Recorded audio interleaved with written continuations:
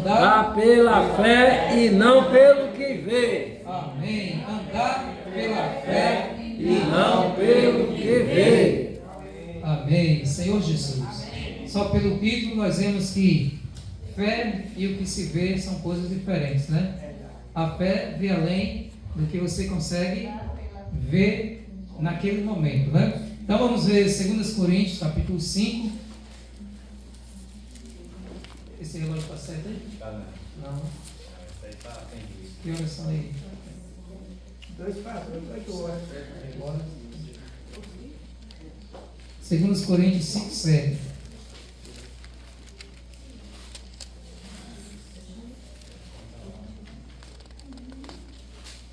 Quem pegou pode ler. Visto que andamos por fé e não pelo que vemos. Amém. Visto que andamos por fé e não pelo que vemos. Senhor Jesus, viver enraizado na confiança e dependência de Deus, em vez de viver paralisado no nosso entendimento ou no que podemos ver. Então, esse versículo aqui diz que nós andamos por fé e não pelo que vemos. Então, irmãos, o que nós vemos é aqui, agora, no momento. Mas a fé, ela vê além. Por isso, andar por fé aqui é viver enraizado na confiança e na dependência de Deus. Amém. Confiança porque você sabe quem é Deus e sabe que Ele vai agir, né, com base no que Ele falou. Sim. E dependência porque você também precisa dele, você sabe que Ele é capaz de suprir. Senhor Jesus. Amém. Agora, se nós andarmos pelo que nós vemos, nós vamos ficar paralisados, né? Se nós andarmos pelo que nós entendemos, pelo que nós sentimos, nós vamos ficar paralisados por causa das circunstâncias, porque nem sempre as circunstâncias são favoráveis naquele momento, mas pelos olhos da fé, Sim. que não são os olhos físicos, aí nós podemos de fato viver enraizado na confiança e na dependência de Deus. Amém. Provérbios capítulo 3, o versículo 5 ao 7. Provérbios, capítulo 3, versículo 5 ao 7. Cada irmão vai ler um versículo. Confiar no Senhor de todo o teu coração e não te estremeças no teu próprio entendimento. Reconhece-o em todos os teus caminhos, e ele endireitará as suas veredas. Não sejais sábio aos teus próprios olhos. Teme ao Senhor e aparte-te do mal. Aleluia. Então, o salmista aqui diz que nós devemos confiar no Senhor e não se apoiar no nosso próprio entendimento. Novamente, nós vemos duas coisas opostas aqui também: confiar no Senhor e nosso próprio entendimento. Às vezes, o que nós entendemos nem sempre condiz com o que Deus está entendendo, com o que Deus está dizendo. Você às vezes pode conjecturar algumas coisas, imaginar algumas coisas que não são exatamente como estão sendo aos olhos de Deus. Nós podemos facilmente criar ilusões, facilmente criar cenários, né, para nos favorecer, mas às vezes não é aquilo que está sendo aos olhos de Deus. Então nós não podemos nos apoiar no nosso próprio entendimento. Nós podemos nos apoiar, claro, no entendimento da palavra, né? E aqui diz confiar no Senhor e não se apoiar no seu próprio entendimento. Sim, amém. Devemos reconhecê-lo em todos os nossos caminhos, né? E não devemos ser sábios aos nossos próprios olhos. Então você vê que a fé, ela não diz respeito a olhar para si mesmo, olhando para dentro de si, né?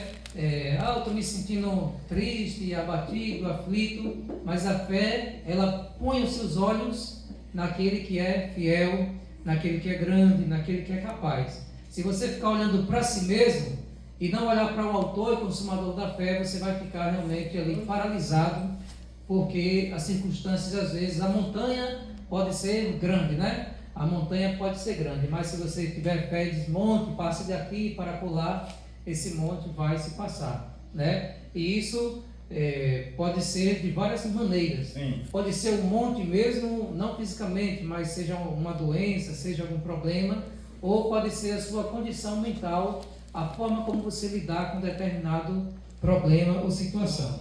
Então, em tudo, andar por fé diz respeito a confiar profundamente no Senhor, né? Andar por fé é andar profundamente assim, confiante e convicto nas promessas de Deus. Amém. Hebreus capítulo 11, o versículo 1. Senhor Jesus, amém. Hebreus 11, 1. Senhor Jesus.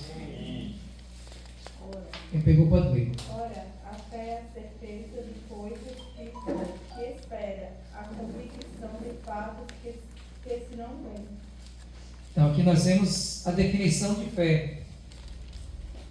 Certeza de coisas que se esperam. Então você espera com certeza, você sabe que vai acontecer. Convicção de fatos que não se vê.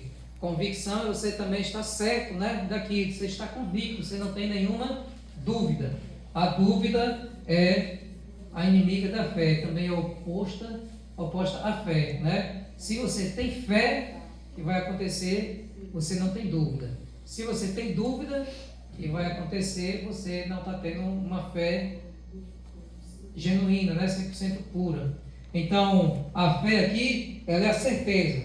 Digamos que você orou, eu orei pelo emprego, e você sentiu paz no seu coração que Deus vai te dar esse emprego. Então você tem a certeza e você também tem a convicção. É como se dentro de você aquilo ali já acontecesse. Confiança, diz assim, confiança segura e profunda no amor, na soberania e nas promessas de Deus, que vão se cumprir antes mesmo de acontecer no mundo físico exterior. Já aconteceu dentro de você e você já se posiciona como vivendo aquilo, né? Você já se posiciona, você já se prepara mentalmente, você já confia em Deus e já agradece a Ele.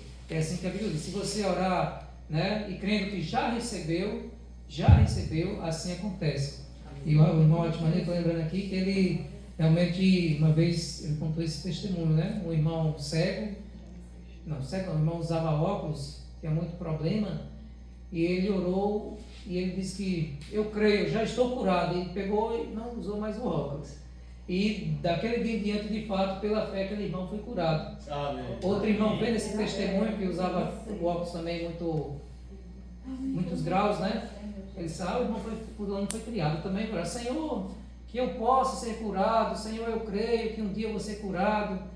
E aí ele pegou o óculos, o irmão Atman disse, não, desse jeito você não vai ser curado, você está ainda colocando fé também, né? Não é uma esperança vaga, assim, se o Senhor não, é algo determinante, né? Então aquele irmão passou dias, ele não pôde ser curado, porque ele não tinha uma fé viva dentro dele, como se algo já tivesse acontecido. Pelo contrário, ele ainda esperava no futuro. O primeiro que orou já creu que a partir daquele momento já não precisaria. Então a fé realmente ela já gera dentro de você aquilo pelo qual você orou, né? Desde que também seja de acordo com a vontade de Deus. Se algo pelo qual você busca, pede, não está nos princípios de Deus, nem da palavra de Deus, né? Isso certamente não vai acontecer. É o que a Bíblia diz. Vocês pedem e não recebem porque pedis mal para se esbanjar nos seus próprios prazeres, né? Às vezes você pede para se esbanjar nos seus próprios prazeres, para satisfazer os seus desejos. Eu quero ter um carro, eu quero ter isso, eu quero que aconteça isso, mas às vezes não é para honrar a Deus. Você até maquia, Senhor, é para te servir. Vamos colocar o exemplo de um carro. O Senhor vai me dar um carro novo porque eu quero fazer a tua obra e tal, mas Deus conhece inteiramente o seu coração, Sim. mais do que eu mesmo conheço o meu. O meu coração é desesperadamente corrupto. Às vezes lá no cantinho eu tenho interesse de pedir algo para me esbanjar nos meus prazeres, e Deus sabe disso. Então Ele vai trabalhando em mim, me preparando para que quando eu estiver apto a ter um carro, pode ser qualquer coisa, Ele de fato possa ali trazer isso no momento certo, na hora certa, sabendo que aquilo não vai me danificar espiritualmente, né? Senhor Jesus. Amém. Senhor Jesus. Vamos ver agora com respeito às provações da fé. Tiago, capítulo 1. adiante, depois de Hebreus. Tiago 1, o versículo 2 e 3, diz assim: meus irmãos, tenham por motivo de grande alegria o fato de passarem por várias provações. Ó Senhor Jesus, sabendo que a provação da fé que vocês têm produz o quê? Perseverança, paciência na sua tradução, amém. Sabendo que a provação da fé, sua fé está sendo provada, produz perseverança. O versículo 12, alguém lê aí, por favor. Bem-aventurado o homem que suporta com perseverança a provação, porque depois de ter sido aprovado, receberá a coroa da vida, a qual o Senhor prometeu aos que amam. Aleluia, glória a Deus. Ele prometeu, amém. Suportar com perseverança a provação. Você é provado, aprende a perseverar, ter paciência e vai fazendo esse ciclo. Depois em mais você suporta com a perseverança que já tem e assim segue, né? E assim a sua fé vai sendo provada. Vamos complementar essa passagem com 1 Pedro, capítulo 1, mais para frente ainda. O versículo 6 ao 7. 1 Pedro, capítulo 1, 6 ao 7. Quem pegou, pode ler. Necessitai, embora no presente, por breve tempo, se necessário, seja conquistado por várias provações, para que a prova da nossa fé, muito mais preciosa do que o ouro que perece, e é provado pelo fogo, se ache em louvor e honra, e glória na revelação de Jesus Cristo. Amém. Glória a Deus. Então, irmãos, aqui nós vemos que fé, para ter fé, não é claro que você ouvindo a palavra, você vai ter fé, né? Mas Deus prova a sua fé justamente para que ela seja aprovada, né? Ela seja aprovada. Abraão foi um homem de fé, mas ele teve a sua fé provada. Se ele não tivesse sua fé provada, não teria como ele ser aprovado. Verdade. Então, Abraão, aconteceu isso com ele. Conosco também vai acontecer. Você precisa ter sua fé testada e provada. Então, Deus vai permitir que venham provações na sua vida. Situações que são para te fortalecer e não para te desanimar. Então, aqui o apóstolo Pedro, ele diz que, se necessário, por breve tempo, nós podemos ser contristados por várias provações. As provações vêm e às vezes é normal você ser contristado, né? Porque nós somos seres humanos, nós temos emoções, né? É normal. O importante é que você tenha uma atitude positiva e não fique lá na prisão, né? Que você tenha uma reação de buscar o Senhor, de buscar o conforto, o consolo nele, mesmo na hora da provação. E, mais importante ainda, se nós tivermos uma consciência da bondade de Deus, da soberania de Deus, sim, do que Deus prometeu, que Deus é o nosso Pai, que Deus é bom, e de que tudo faz parte do processo para que nós cheguemos ao propósito, né? Sim. Tudo faz parte do processo. O processo de Deus não é fácil. Não. Nós desfrutamos de Romanos 8, acho que 29 e 30, que o Senhor quer nos conformar à sua imagem. A gente dá o exemplo do bolo, né? A massa do bolo, para ser conformado, tomar a imagem da forma, não tem uns bolinhos de coração, ali coloca a massa dentro e tem que pegar a massa, né? Sim. Esfregar. Não, joga, né? Depois aquela massa ali vai formar algo que precisa tomar forma. Você precisa condicionar ela para que fique adequada, né? Para que preencha todos os espaços da forma. Então nós também estamos em Cristo e nós precisamos de fato Ele em nós e nós em Ele temos essa completude, né? Às vezes tem espaços ainda que estão vazios e Cristo quer se acrescentar.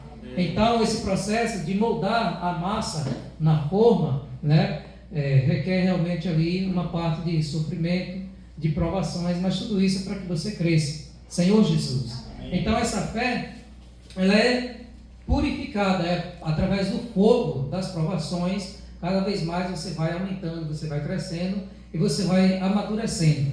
Tem coisas que uma criança não suporta, mas que um adulto já suporta. Por quê? O adulto cresceu, se fortaleceu. Então Deus tem uma medida de provação para cada pessoa.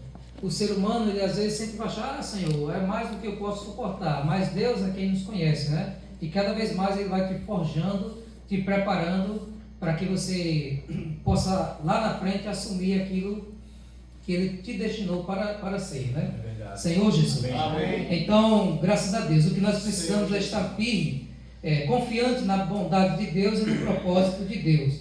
Porque essas provações, elas nos testam, nos fortalecem, né, para que dentro de nós seja produzido a maturidade e a perseverança. Senhor Jesus. Amém. Então, irmãos, o que nós não podemos é voltar nossa atenção para as coisas visíveis no momento, naquele momento da provação.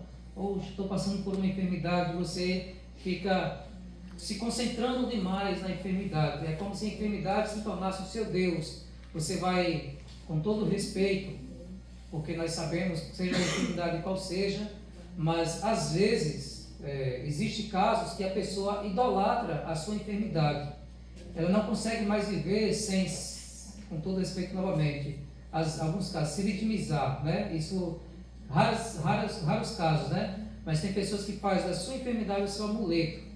E ali ela quer a atenção devida, ela diz, isso aqui me atrapalha, ela quer o carinho, quer, né, o máximo de cuidado, e às vezes, se for possível, ela às vezes nem quer mais ser libertada daquela dor, daquela enfermidade, porque ela já se prendeu àquilo ali, né? E sempre que você vai conversar com ela está relatando, porque aconteceu isso comigo, não sei o quê, e toda hora ela vai relatando, ou seja, ela não esquece. E quanto mais você se concentrar no problema, mais o problema vai crescendo, porque você só está vendo aquilo, os seus olhos estão fixos naquilo, né?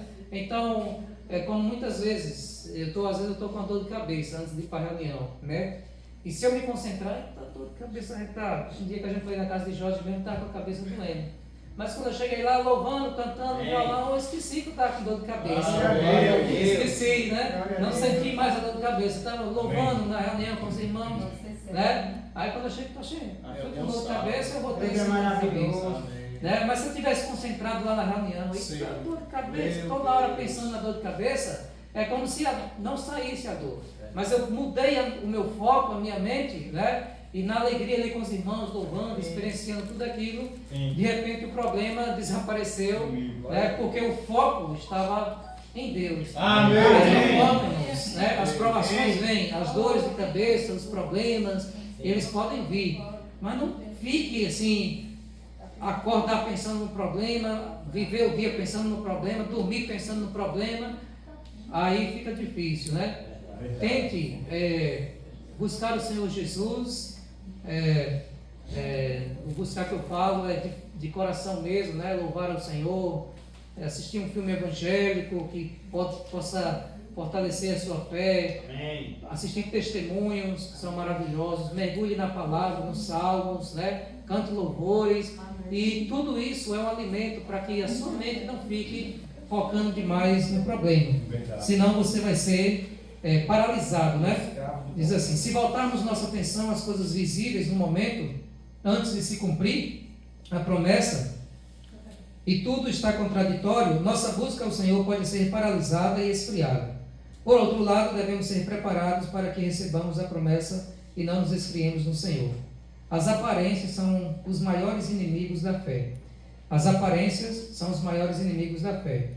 Então, às vezes, né, como dizem, quando tudo diz que não, sua voz me encoraja a prosseguir. Às vezes tudo está contraditório, né? Às vezes parece tudo que está contraditório. Poxa, Deus, o Senhor me prometeu isso, e está assim, eu estou passando necessidade, está acontecendo isso comigo. Às vezes pode parecer contraditório, mas nós devemos confiar, né? Piamente assim, confiar seguramente que nosso Deus é aquele que supre, né? Amém. Graças ao Senhor, na história nós vemos muitos homens assim realmente de fé, que na última hora, nos 45 minutos do segundo tempo, para quem não entende de futebol, são os últimos minutos do jogo, de repente o time faz um gol, vem a providência. No último minuto, digamos que você tem uma dívida para pagar e você está buscando o Senhor Jesus, você descansa e confia que Deus vai agir. No último dia do pagamento vai vencer, Deus dá uma providência, alguém dá uma oferta, algo acontece, né? Isso realmente é o poder, né, de Deus que opera por meio do seu descanso e confiança nas promessas dele, né? Então, que o Senhor nos ajude para que nós não fiquemos paralisados, né? Porque as provações da fé é para nos preparar para reinarmos, né? Porque Deus quer que estejamos aprovados para reinarmos com Ele e nos prepararmos para o ministério que Ele tem para nós. Cada um aqui tem um chamado para servir a Deus, né? Para servir a Deus. E não é de qualquer maneira que você vai cumprir esse chamado. Então, para você cumprir esse chamado, Deus tem um tipo específico de provações para você. Principalmente na área em que você vai ser usado, Deus testa você naquela área. Verdade. E assim você vai se tornar, entre aspas, assim, no mundo médico, né, um especialista naquela área. Porque você viveu na sua pele essas experiências, logo você é o mais digno de falar, não somente na teoria, mas por experiência prática, né? Sim. Digamos, uma pessoa que já teve depressão, ela sabe como é horrível. Sim. E ela, no Senhor, né? Spurgeon era um pregador, chamado príncipe dos pregadores, ele tinha momentos de depressão.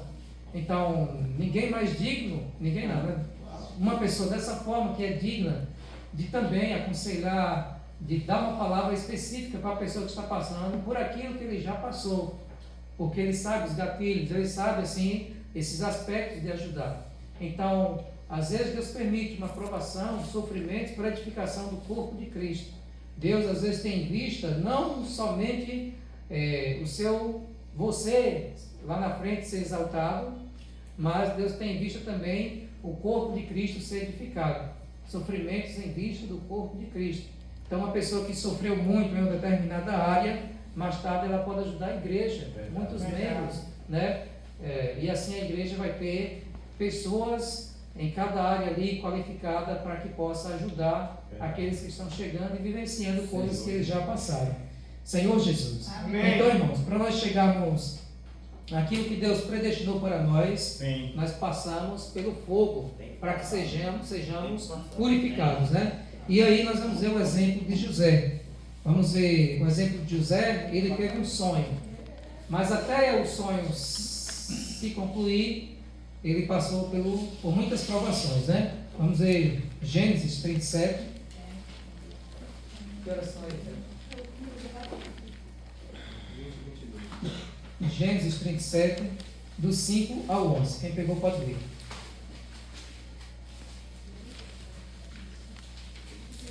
Gênesis 37, de quê? Isso, dos 37, do 5 ao 11.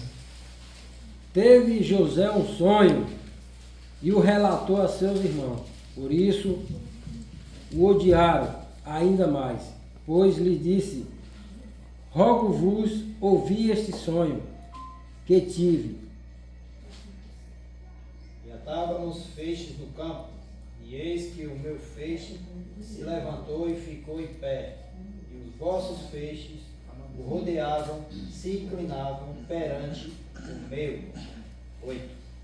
Então lhe disseram seus irmãos: tu, pois, deverás reinarás sobre nós. Tu terás domínio sobre nós. Por isso, tanto mais o aborreciam, porque por seus sonhos e por suas palavras.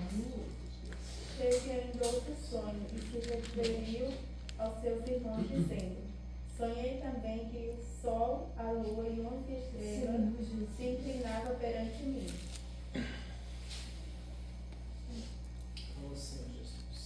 Contando ao seu pai e aos seus irmãos, repreendeu o pai e lhe disse: que sonho é este que tiveste? Acaso viremos eu, tua mãe e teus irmãos a inclinar-nos perante a ti em terra? Seus irmãos lhe tinham ciúmes. O pai, eles, no entanto, consideravam o caso consigo mesmo.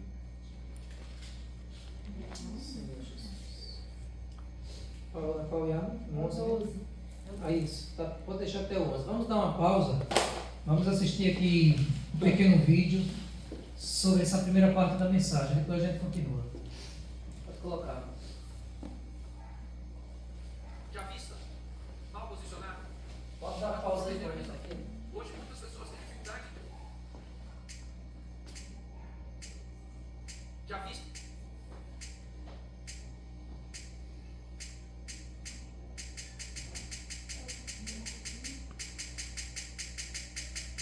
Aí. Já vista, mal posicionado, pode comprometer a visão. Hoje muitas pessoas têm dificuldade de mudar sua história por causa de uma mente aprisionada, por causa de uma visão, sabe, extremamente limitadora. Nós precisamos entender que não andamos por vista, nós andamos por fé. Nós precisamos entender que, independente de tudo aquilo que está ao nosso redor, Deus está onde sempre esteve, no controle de tudo. Eu falei uma história aqui, quero repetir para fazer uma introdução dessa mensagem. Um homem entra no metrô em Nova York com seus 2 filhos. E assim que as portas do metrô se abrem, os 2 meninos então começam a correr dentro do vagão, de um lado para o outro, batendo nas pessoas. E aquilo começou a incomodar os passageiros. O pai do menino estava sentado e não falava nada.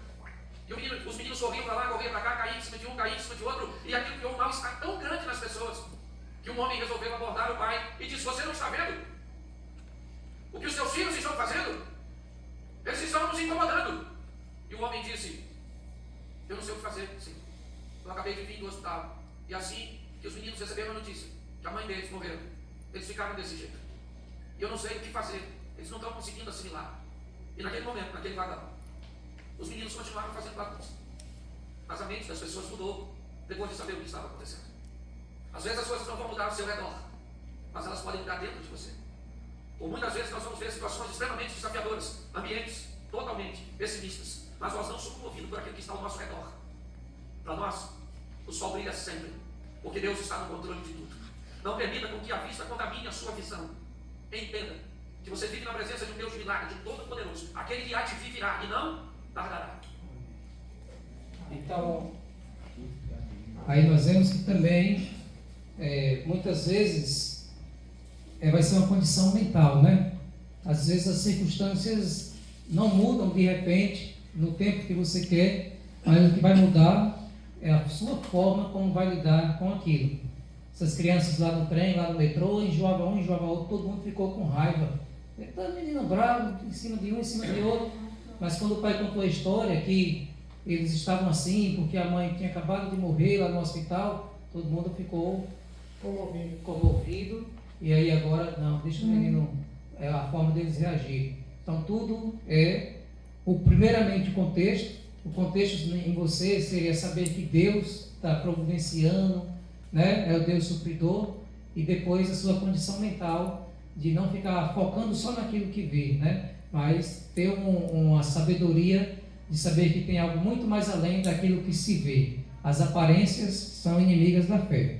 Então, graças a Deus que nós não andamos pelo que vemos, mas andamos pela fé. Amém. Sabemos o que Deus, né, vai fazer, pode fazer, está fazendo, e não é algo assim só de ser positivista e tal, mas é algo concreto, firme, convicto, né, com muita certeza, né? Senhor Jesus, amém. Porque tudo aquilo que Deus falou na sua palavra vai se cumprir, né? Se Ele falou algo que diz respeito a nós, isso de fato também vai se cumprir. Sim. Por exemplo, Ele tem uma boa obra para completar, e a Bíblia diz, vai terminar. Se Ele falou, permaneça na presença de Deus, Ele vai completar. Deus não é homem que minta, nem filho do homem para que volte atrás, né? O Ventura, tendo Ele falado, não cumprirá? Sim. Então Ele realmente sempre cumpre. Amém. Aqui, voltando para José, no capítulo 37, nós vemos que ele teve um sonho. O sonho dele era que a família dele ia se prostrar, ia se inclinar diante dele, né? E José iria reinar sobre eles. José tinha quantos anos aqui? 17 anos, era um adolescente. Um adolescente com 17 anos, o filho da velhice de Jacó com Raquel, né? E ali Jacó amava muito ele. E certamente Jacó também foi escolhido por Deus, e Deus deu esse sonho a ele. Mas, de imediato, pode não ser uma sabedoria, mas ao mesmo tempo é a soberania de Deus, né? De imediato ele contou os seus sonhos para os seus irmãos. Ele não tinha a maturidade para saber como eles reagiriam, né? e os irmãos tinham ciúme e ficaram odiando mais ainda diante daquilo. Né? Em algumas situações nós podemos aplicar, não conte para todo mundo às vezes algumas coisas, né? Mas em algumas situações, mesmo você contando, isso faz parte da soberania de Deus, porque isso fez aumentar o ódio dos irmãos, né? E vamos ver o que aconteceu. O sonho era José reinando sobre a sua família. Agora vamos ver o processo até lá. Vamos ver Gênesis 37, do 12 ao 13. Depois do 18 ao 28. 12 ao 13. E como foram os irmãos apacentar o rebanho do pai em Siquém? Perguntou Israel a José. Não apacentam teus irmãos o rebanho em Siquém? Venha enviar-te-ei a eles. Respondeu-lhe José. Eis-me aqui. Agora do 18 ao 28. De longe o viram e antes que chegassem, conspiraram contra ele para o matar. 19. Disseram uns aos outros: eis lá vem um sonhador. Vinde, pois, agora, matemo-no e lancemo-no numa dessas cisternas. E diremos: o animal selvagem o comer, e vejamos em que lhe darão os sonhos. Mas Rubens, ouvindo isso, o livrou das mãos deles e disse: não lhe tiremos a vida? Ou não lhe tiremos a vida? Isso, 22.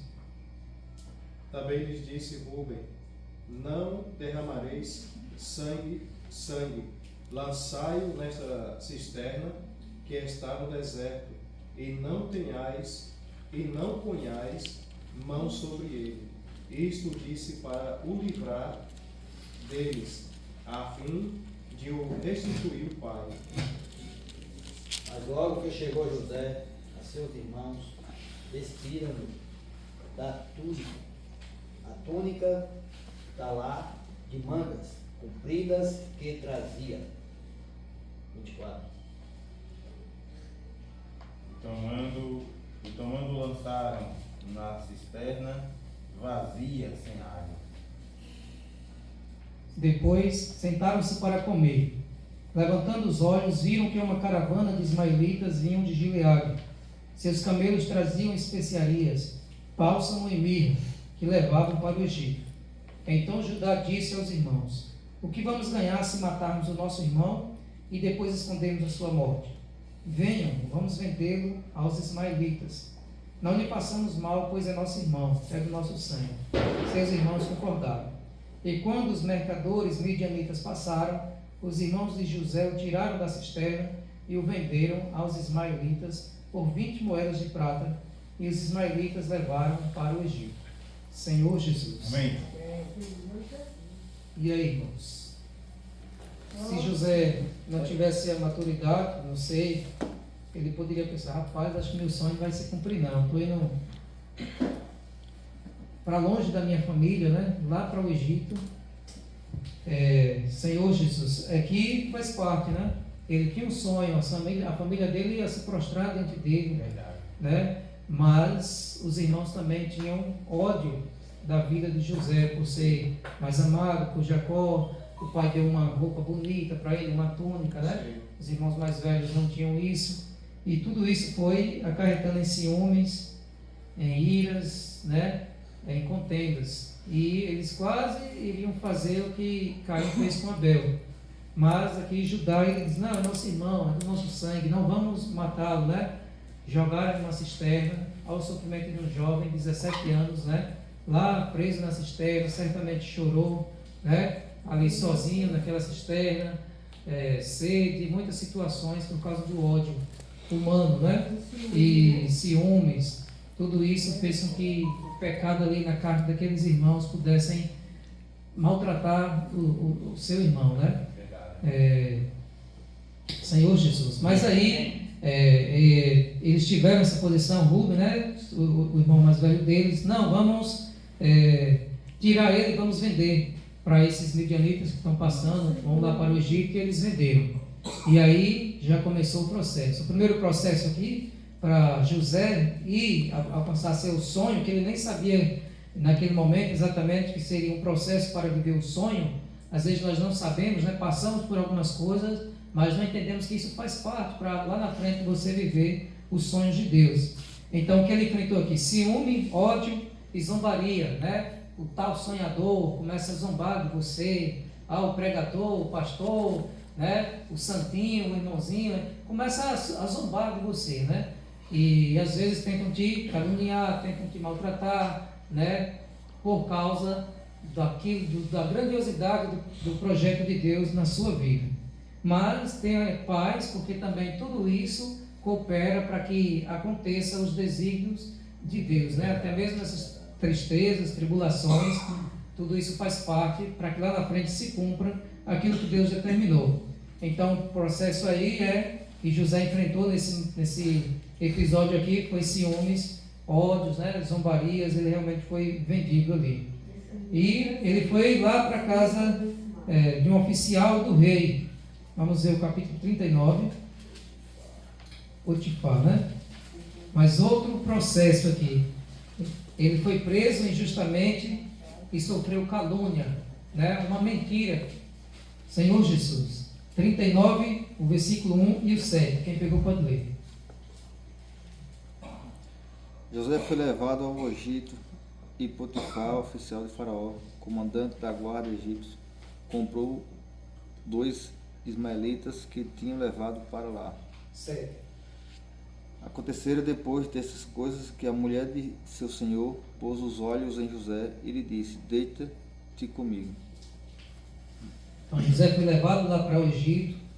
Potifar, que era um oficial lá de Faraó, comandante da guarda, comprou, né? E José estava assim, Deus era tanto com José que Potifar viu que tudo que José fazia, Deus era com ele, prosperava. Sim. O que antes era para ser um escravo, Sim. passou a ser o mordomo da casa, o administrador da casa. E Potifar confiou tudo nas mãos de José. E José também, a Bíblia relata que ele era de boa aparência, né? Ele era de boa aparência. E por conta disso, de todo o sucesso que José estava tendo, de boa aparência e tal, a mulher de Potifar, no versículo 7 a gente leu, não foi? A mulher de Potifar diz que durante um ano ele ficava seduzindo José. Mesmo ela casada com Potifar, ela ainda pôs os olhos em José, um jovem de porte, de boa aparência e inteligente e tudo mais, que ele tinha o favor do Senhor. Aquela mulher começou a adulterar no coração com uma pessoa que não era dela, né? Um jovem de 17 anos aqui estava sofrendo isso. Todo dia aquela mulher seduzindo: venha dormir comigo e tal. Mas José, ele aprendeu desde cedo os princípios, os valores cristãos, né? Que seus pais, os valores bíblicos assim de Deus, certamente seus pais instruíram, né? Jacó, seus avós, e ele temia muito a Deus e também era fiel ao seu Senhor, né? E jamais passou na cabeça dele de ceder aos desejos carnais da mulher de Potifar. A gente leu certo, né? No versículo 6, que diz que no final do 6, José tinha um belo porte e era de boa aparência. Vamos ler o 18 ao 28. Então isso aconteceu. Vamos ler o 18. Mas quando levantei a voz e gritei, ele deixou a roupa ao meu lado e fugiu para fora. Então a mulher esperou o momento certo, que não tinha ninguém na casa. Quando José entrou lá para cuidar dos negócios, a mulher disse: agora eu vou pegar ele à força. Aí, venha, deite comigo. Pegou na roupa dele, quis levá-lo para a cama. E José ali não pensou 2 vezes, fugiu e deixou a roupa ali na mão dela. Porque ela disse: não, meu Senhor confiou tudo, só, né, não me deixou você sob minha responsabilidade, mas tudo ele deixou em minhas mãos. Como eu poderia cometer tal pecado contra Deus e contra o meu Senhor? Então, uma mulher ali que já tinha um compromisso com alguém, né, que era Potifar, estava desejando outra pessoa que não era dela. E ali realmente José, como um jovem que era temente a Deus, ele fugiu. É isso que a Bíblia nos ensina, né? Na tentação nunca podemos dizer que eu sou forte, eu vou resistir, eu aguento, né? A Bíblia diz: a tentação você deve fugir, porque realmente a carne é fraca, né? Então José em nenhum momento alimentou, acariciou, viveu isso, né? Ele simplesmente fugiu. Sim. E aí aconteceu essa calúnia, essa mulher que disse: quando levantei a voz e gritei, ele deixou a roupa ao meu lado e fugiu para fora. Quando o dono ouviu as palavras da sua mulher, Potifar ouviu isso, ele disse: foi assim. Quando o dono ouviu as palavras de sua mulher, que ele disse: foi assim que o escravo me tratou. E ele ficou irado, Potifar. E o dono de José o tomou e o lançou na prisão, no lugar onde os presos do rei estavam encarcerados. Ali José ficou na prisão. O Senhor, porém, estava com José, foi bondoso com ele e fez com que encontrasse favor aos olhos do carcereiro. Este confiou às mãos de José todos os presos que estavam no cárcere, e José fazia tudo o que se devia fazer ali. O carcereiro não se preocupava com nada do que tinha sido entregue às mãos de José, porque o Senhor estava com ele e tudo o que ele fazia, o Senhor prosperava. Então, irmãos, novamente, mais outro processo. Além de enfrentar ciúmes, ódio dos seus irmãos, José sofreu tentações, provações, mas foi aprovado, ele não cedeu. E também José, ele sofreu calúnia, que a mulher inventou mentiras acerca dele para prejudicá-lo, e José sofreu injustiça, foi preso sem ter cometido nada. Verdade. Mas Potifar acreditou na versão da mulher dele e José pagou o pato. Senhor. Mas até mesmo tudo isso fazia parte da soberania de Deus, do plano de Deus. Senhor. Paulo e Silas presos na prisão também fazia parte do plano de Deus para salvar o carcereiro, salvar a família dele. É porque assim, nós não vemos no momento exato, né? Sim. Poxa vida, Deus, eu fugi da aprovação, como é que pode acontecer isso comigo? Eu fugi, Faraó acreditou nela, aí eu fui fiel a ele. Teria muitas coisas para reclamar e murmurar aí, né? Mas a Bíblia, por algum motivo, não dá nenhuma referência que José ficou assim reclamando, né? José estava vivendo tudo isso e o Senhor era com José mesmo nisso tudo. Isso é o descanso que Deus dá na fadiga, né? Verdade. Mesmo na provação, Deus está ali com ele. Verdade. Deus não o livrou, mas Deus estava sempre com José. E José podia prosperar ali dentro daquela prisão. Verdade. Senhor Jesus. Amém. O sonho era reinar sobre sua família, mas de 17 anos até 30 anos ali nesse processo, né? José passou por muitas coisas. Verdade. José também passou por outro processo aqui, vamos ver na prisão, versículo 13 a 14. Ele revelou os sonhos, né, do copeiro-chefe, do padeiro-chefe, e pediu para que se lembrassem dele. Gênesis 40, 13 a 14. Pode ler, por favor. Dentro ainda de 3 dias, Faraó te reabilitará e te reintegrará no teu cargo, e tu lhe darás o posto na própria mão dele, segundo o costume antigo, quando lhes era copeiro. 14. Porém, lembra-te de mim quando tudo te correr bem, e roga-te que seja bondoso para comigo e faça sair desta casa. Então, José revelou o sonho aí do copeiro-chefe e disse que o copeiro-chefe seria reabilitado, voltaria para a sua função, né? Voltaria para a sua função, como nós vemos aqui. E José disse que era para quando ele estivesse lá, perto ali de Faraó, ele pudesse mencionar o nome dele a Faraó. Lembre-se de mim quando tudo isso ocorrer bem. Peço que você seja bondoso para comigo e fale a meu respeito com Faraó, para que ele me tire da prisão. E tudo o que José interpretou no sonho aconteceu. Vamos ver o versículo 20. Diz assim: no terceiro dia, que era aniversário de nascimento de Faraó, ele deu um banquete a todos os seus servos. E no meio destes reabilitou o copeiro-chefe e condenou o padeiro-chefe. 23. Porém, o copeiro-chefe não se lembrou de José, esqueceu-se dele. Faz parte do processo. Porque ali não era o momento certo do copeiro-chefe lembrar dele. Talvez se lembrasse daquele momento, José não assumiria a posição que ele teria de assumir, né? Então, aos olhos de José, aqui seria um motivo de reclamar, né? rapaz, mas que ingratidão desse copeiro. Revelei o sonho, pedi para ele se lembrar de mim, e o cara nem falou do meu nome, a Faraó.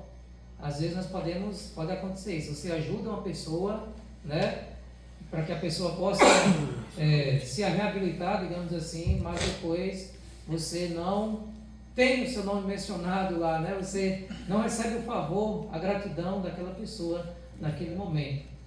Mas faz parte do processo. É para que você cresça, que você amadureça, para que nisso aí Deus está te preparando para viver o sonho que Ele te deu, né? Amém. Então José foi esquecido temporariamente. Depois ele foi reabilitado. Sim. Então esse foi o processo de José para viver os sonhos dele. Sonhou que toda a família ia se inclinar perante ele, mas aí, para que ele pudesse viver, sofreu ciúme, zombaria, né? Ódio dos seus irmãos, foi vendido, jogaram numa cisterna, foi vendido, foi tentado, né, pela mulher de Potifar, foi caluniado, sofreu muita difâmia, foi esquecido, né? Mas depois Deus viu que ele estava preparado. Sim. E agora ele foi lembrado. Amém. Agora o propósito vai se cumprir, né? Vamos ver o 41, o versículo 37.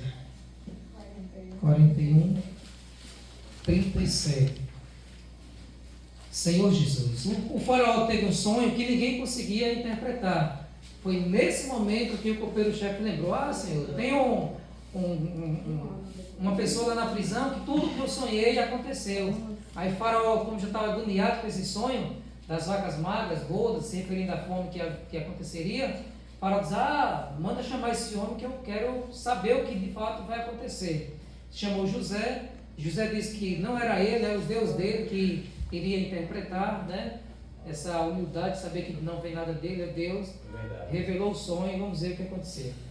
E deu conselho a Faraó, como o Faraó deveria fazer. Sim. 37.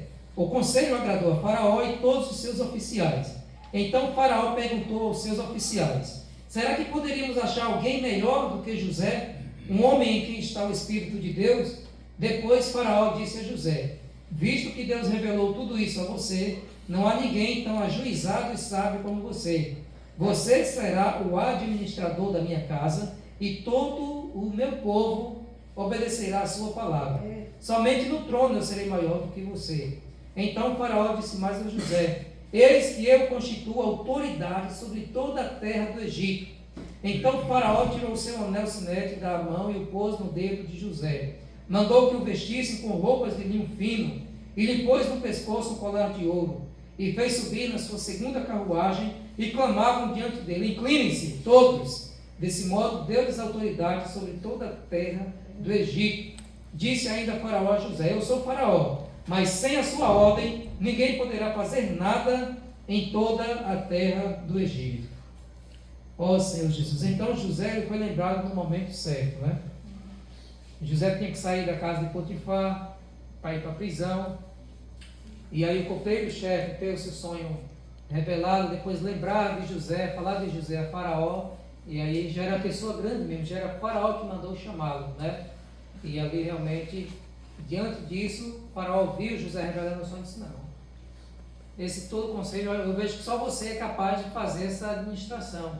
Não há ninguém que é o Espírito de Deus, tão ajuizado, né, tão competente quanto José. E José agora vai começar a ser exaltado. Para você ser exaltado, primeiro você precisa ser humilhado, né?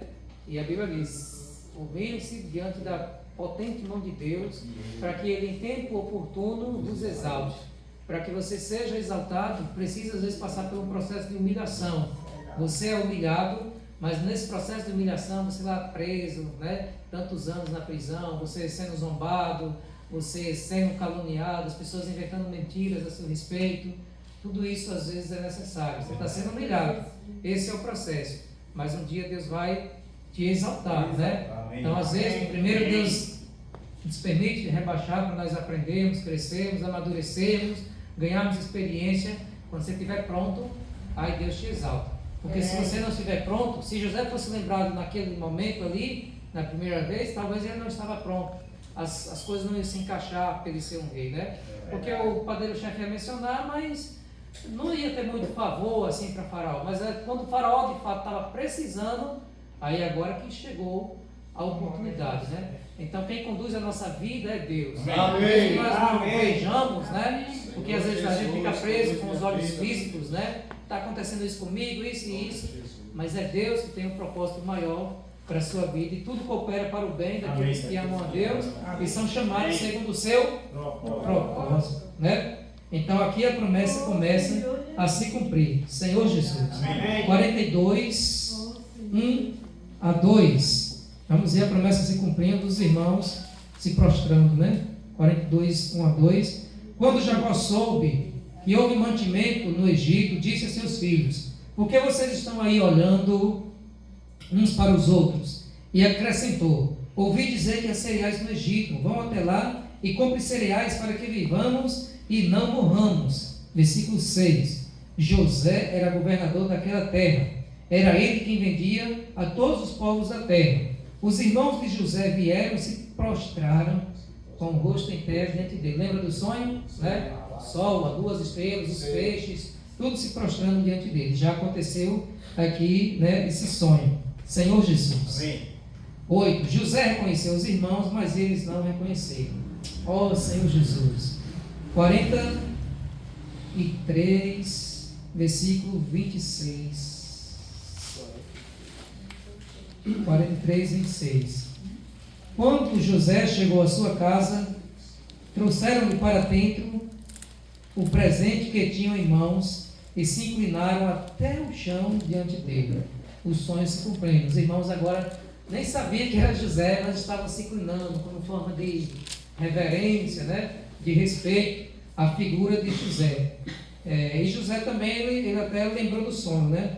E esses irmãos aqui, José também deu uma forma de dar uma pressionada neles, né? Não assim, uma forma de para que eles pudessem também recobrar ali a sua memória e se arrepender, né? Os irmãos, eu acredito que eles se arrependeram. Vamos ver o 42, o versículo 21 e 22.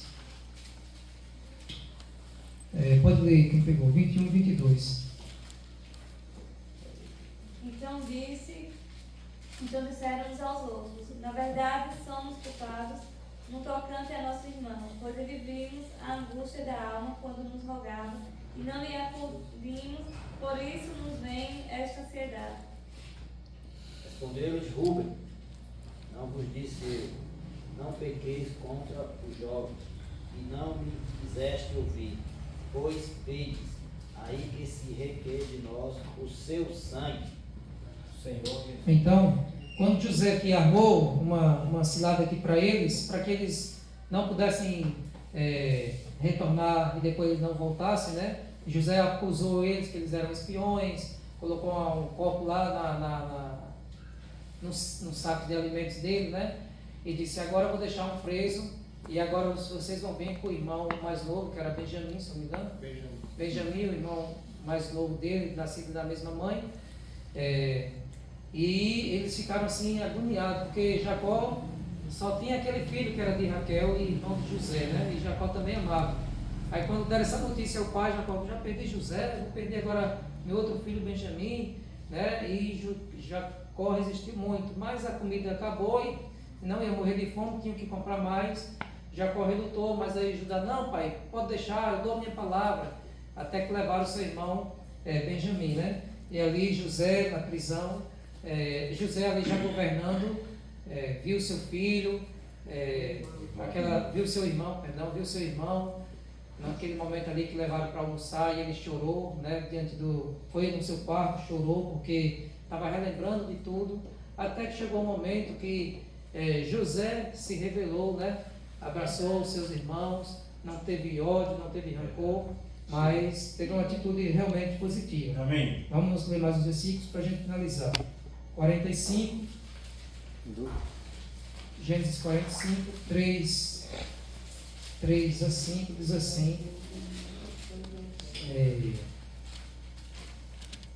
e disse a seus irmãos: eu sou José, meu pai ainda está vivo? E seus irmãos não lhe puderam responder, de tão assustados que ficaram diante dele. E José disse a seus irmãos: agora cheguem perto de mim. E eles chegaram. Então ele disse: eu sou José, o irmão de vocês, que vocês venderam para o Egito. Versículo 7. Deus me enviou adiante de vocês para que fosse conservado para vocês um remanescente na terra, e para que a vida de vocês fosse salva por meio de um grande livramento. Assim, não foram vocês que me enviaram para cá, e sim Deus, que fez de mim como que um pai de Faraó e senhor de toda a sua casa, e como governador em toda a terra do Egito. Voltem depressa para junto de meu pai e digam a ele: assim manda dizer o seu filho José: Deus me pôs senhor em toda a terra do Egito. Venha para junto de mim, não demore. Ó Senhor Jesus. Amém. 14. E lançando-se ao pescoço do seu irmão Benjamim, chorou. E abraçado com ele, Benjamim também chorou. Senhor Jesus. Ó Senhor Jesus. Então, glória a Deus por isso, né? Amém. Para que o sonho de Deus se cumpra em sua vida, todo o processo valerá a pena, né? Só devemos confiar em Deus e permanecer nele. Senhor Jesus. O capítulo 50, para a gente finalizar, versículo 12, diz assim: olha, os filhos de Jacó fizeram como lhes havia ordenado. Levaram-no para a terra de Canaã e sepultaram na caverna do campo de Macpela, que juntamente com o campo Abraão havia comprado de Efron, o Eteu, para ser lugar de sepultura. 14. Depois disso, José voltou para o Egito, ele e os seus irmãos e todos que o haviam acompanhado para sepultar seu pai. Vendo os irmãos, 15, de José, que seu pai já era morto, disseram: é possível que José tenha ódio de nós, certamente nos retribuirá todo o mal que lhe fizemos. Por isso mandaram dizer a José: o seu pai, antes de morrer, ordenou o seguinte: isto que vocês dirão a José: perdoe por favor a transgressão dos seus irmãos e o pecado que cometeram, porque eles lhes fizeram mal. Senhor. Agora pedimos que perdoe a transgressão dos servos do Deus de seu pai. Ao ouvir estas palavras, José chorou. Depois vieram também os seus irmãos, prostraram-se diante dele ao sonho e disseram: eis-nos aqui, somos teus servos. Mas José respondeu: não tenham medo. Será que eu estou no lugar de Deus? Vocês na verdade planejaram o mal contra mim, porém Deus o tornou em bem. Amém. Para fazer como estão vendo agora, que se conserve a vida de muita gente. Portanto, não tenham medo, eu sustentarei vocês e os seus filhos. Assim José os consolou e lhes falou ao coração. É uma passagem muito bonita, né? Glória a Deus pela vida de José, que é um exemplo para todos nós, né? Amém. Um jovem com 17 anos que cresceu, ficou preso ali, né? Saiu da prisão com 30 anos de idade e depois Deus realmente o exaltou sobremaneira.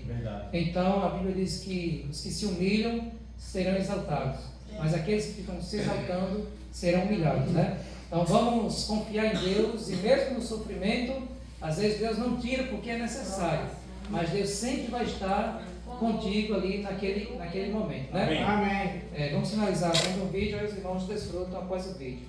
Jesus é o Senhor. Amém.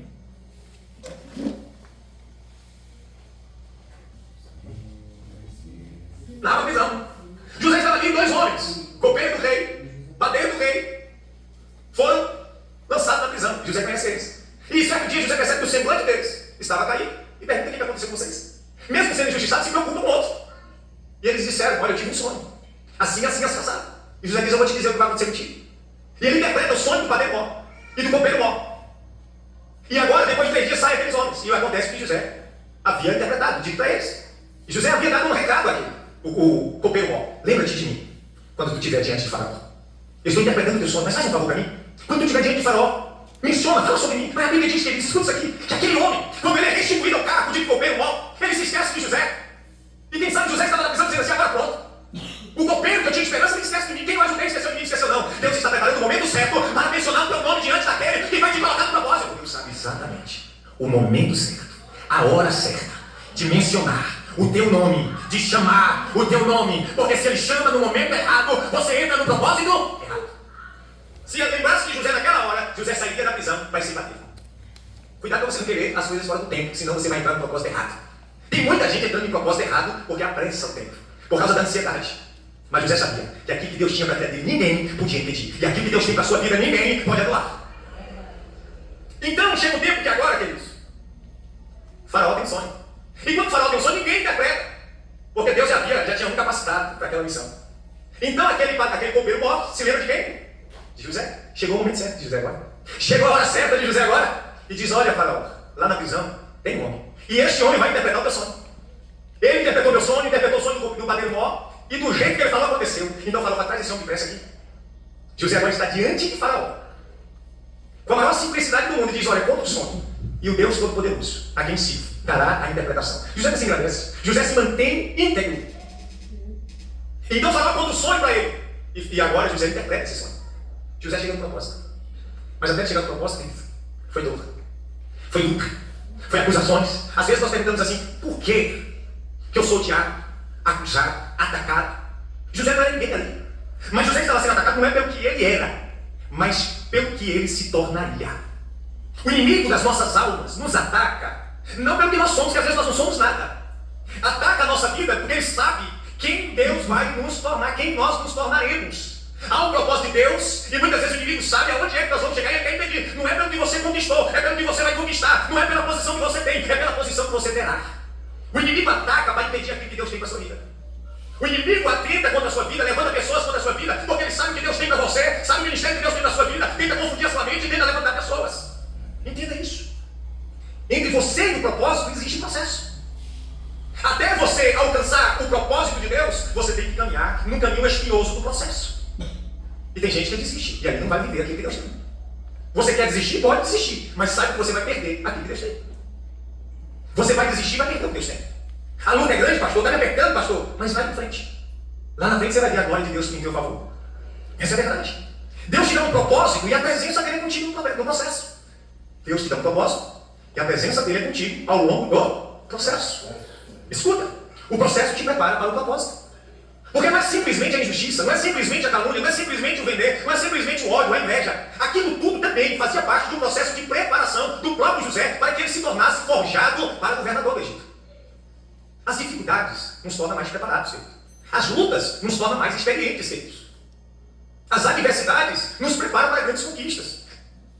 Amém. Senhor Jesus,